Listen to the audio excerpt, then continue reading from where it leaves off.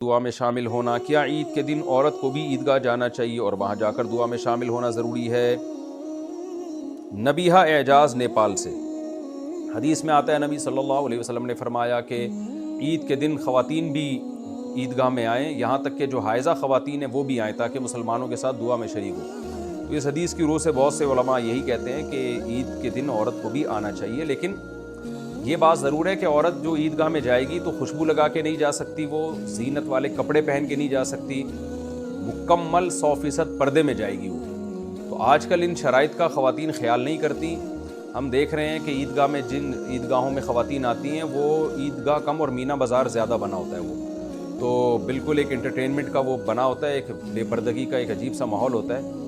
تو ایسی صورت میں اگر کوئی علاقے کے علماء منع کر دیں کہ خواتین نہ آئیں تو ان کو یہ نہیں کہا جائے گا کہ یہ حدیث کی مخالفت کر رہے ہیں، بلکہ یہ کہا جائے گا حدیث میں جن پابندیوں کے ساتھ آنے کا حکم ہے، چونکہ خواتین ان پابندیوں کا خیال ہی نہیں کر رہی ہیں، تو پردے کا حکم جو ہے نا عید کی نماز میں آنے سے زیادہ اہم حکم ہے اسلام میں۔ پردے کا حکم قرآن میں بھی ہے اور بہت ساری احادیث میں بھی ہے، جبکہ عید میں آنے کا حکم ایک حدیث میں ہے یا 2-4 احادیث میں ہوگا زیادہ سے زیادہ۔ تو پردے کی ویلیو اسلام میں عید کی نماز میں آنے سے زیادہ ہے۔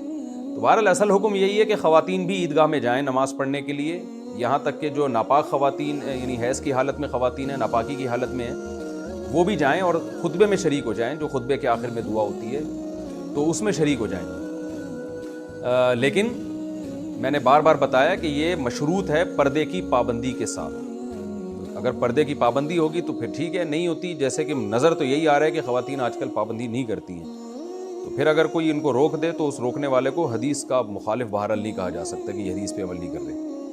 عید کے خطبے کے بعد دعا کر سکتے ہیں۔ عید کے خطبے کے بعد دعا کرنا کیسا ہے؟ دیکھیں، عید کی نماز کے بعد بھی دعا ثابت نہیں ہے، اور خطبے کے بعد یہ جو ہم ہاتھ اٹھا کے اجتماعی دعا مانگتے ہیں،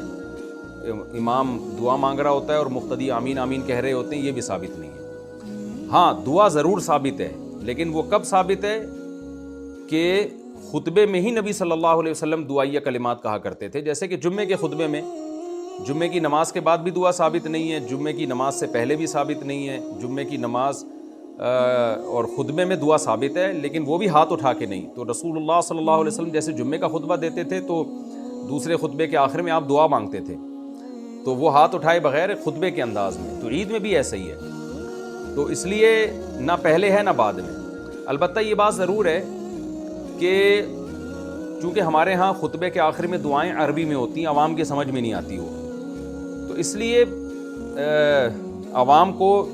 حدیث میں آتا ہے نا لیشہدن الدعاء مع المسلمین مع جماعت المسلمین، کہ خواتین بھی عیدگاہ میں آئیں تاکہ مسلمانوں کے ساتھ دعا میں شریک ہوں۔ تو دعا کی فضیلت بہرحال عید کے دن ثابت ہے۔ اب یہ ہے کہ عربی میں جب آپ خطبے کے آخر میں دعا مانگتے ہیں تو عربی لوگوں کو تو سمجھ میں آ رہا ہوگا، وہ اردو اسپیکنگ کو سمجھ میں نہیں آتا، تو اب کیا کیا جائے؟ اس دعا کو جو اردو میں دعا مانگی جاتی ہے یا تو بالکل ہی چھوڑ دیا جائے یا پھر یہ کہ اس کو مانگا جائے۔ تو میری ایک ٹوٹی پھوٹی رائے اس بارے میں یہ ہے کہ چونکہ نہ تو عید کی نماز کے بعد یہ دعا ثابت ہے، اچھا یہ بعض حضرات اس سے استدلال کرتے ہیں کہ نمازوں کے بعد دعائیں کی فضیلت ہے، تو اس میں ہر طرح کی نماز داخل ہے، یقیناً نمازوں کے بعد دعا کی فضیلت ہے، لیکن خود نبی کا عمل دیکھا جائے گا نا کہ آپ نے کیسے دعا مانگی ہے۔ تو آپ صلی اللہ علیہ وسلم تو فرض نماز کے بعد ہمیں نہیں ملتا اس طرح ہاتھ اٹھا کے دعائیں مانگا کرتے تھے، پیچھے لوگ آمین آمین کہتے تھے یا کوئی اجتماعی ہیئت بن جاتی تھی، ایسا بھی نہیں ہے۔ بلکہ ہمیں تو یہ بھی نہیں کوئی واضح احادیث اس بارے میں ملتی کہ فرض نماز کے بعد آپ انفرادی بھی ہاتھ اٹھا کے کہیں دعا مانگا کرتے تھے، اس کا بھی کوئی ہمیں ثبوت نہیں ملتا۔ اور فقہ کی کتابیں جو 1400 سال سے حنفیہ، مالکیہ، شافعیہ، حنابلہ کے چلی آ رہی ہیں، جن میں اسلامی قانون کو مرتب کیا گیا ہے، ان کے حاشیے میں بھی اس دعا کا کہیں تذکرہ نہیں ملتا کہ فرض نماز یا عید کے بعد کہیں ہاتھ اٹھا کے نبی صلی اللہ علیہ وسلم نے دعا مانگی ہو یا فقہا نے اس کو مستحب قرار دیا ہو کہ یہ کوئی مستحب عمل ہے یا سنت عمل ہے۔ تو اب یا تو اس کو بالکل چھوڑ دیا جائے یا یہ کہ اس حدیث پر عمل کرنے کے لیے کہ دعا بذات خود تو ہے نا خطبے میں، اس کا طریقہ میری رائے یہ ہے کہ بجائے اس کے کہ نماز کے بعد دعا مانگی جائے، کیونکہ اس سے تو ایک سنت چھوٹ رہی ہے۔ سنت یہ ہے کہ عید کا خطبہ اور عید کی نماز یہ دونوں ملے ہوئے ہیں آپس میں، نماز کے بعد خطبے کا تذکرہ ملتا ہے ہمیں، تو نماز کے بعد تاخیر نہ کی جائے، فوراً خطبہ شروع ہو جائے، اور خطبے کے آخر میں جو دعا ہے عربی کی، وہ عربی دعا مانگنے کے بعد مقامی زبان میں بھی وہ دعا کو مانگا جائے، اپنے الفاظ میں. تو یہ احون ہے. احون اس لیے احون کہتے ہیں یعنی اس میں یہ انشاءاللہ بدعت نہیں ہوگا یہ عمل. وجہ اس کی ہے کہ جو واجب درجہ تھا عربی خطبے کا وہ تو عربی میں ہو گیا نا. تو اب خطبہ میں اگر اردو میں بھی مانگ لی جائے نا خطبے کے بعد آخر میں تو اس سے کوئی فرق نہیں پڑتا, بلکہ یہ مزاج شریعت کے زیادہ قریب ہے, اس لیے کہ تاکہ لوگوں کو دعا کے الفاظ سمجھ میں آئے. تو خطبہ عربی زبان ہی میں سنت ہے, تو وہ سنت تو پوری ہو چکی ہے جب آپ نے عربی میں ایک معتد بھی مقدار میں خطبہ پڑھ لیا. اس کے بعد پھر آپ اردو میں دعا مانگنا شروع کرتے ہیں, وہ اجتماعی دعا بن جائے گی. وہ میرا خیال ہے ٹھیک عمل ہے. لیکن یہ جو آج کل ایک عمل شروع ہو گیا ہے بعض اداروں میں کہ عید کی نماز کے بعد اجتماعی دعائیں مانگی جاتی ہیں, میری رائے میں یہ عمل بالکل ایک عجیب سی چیز شروع ہو گئی ہے جو 1400 سال میں نہیں تھی.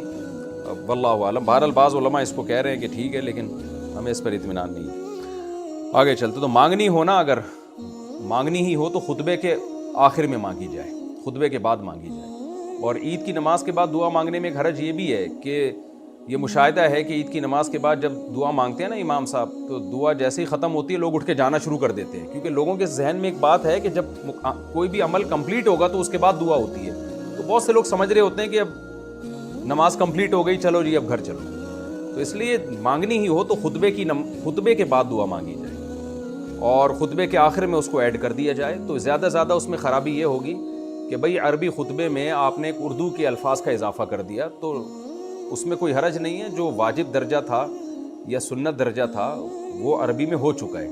تو اس کے بعد اگر نصیحت کو اپنی زبان میں بھی ایڈ کر دیا جائے یا دعا کو ایڈ کر دیا جائے تو میرا خیال ہے اس میں کوئی حرج نہیں ہونا چاہیے.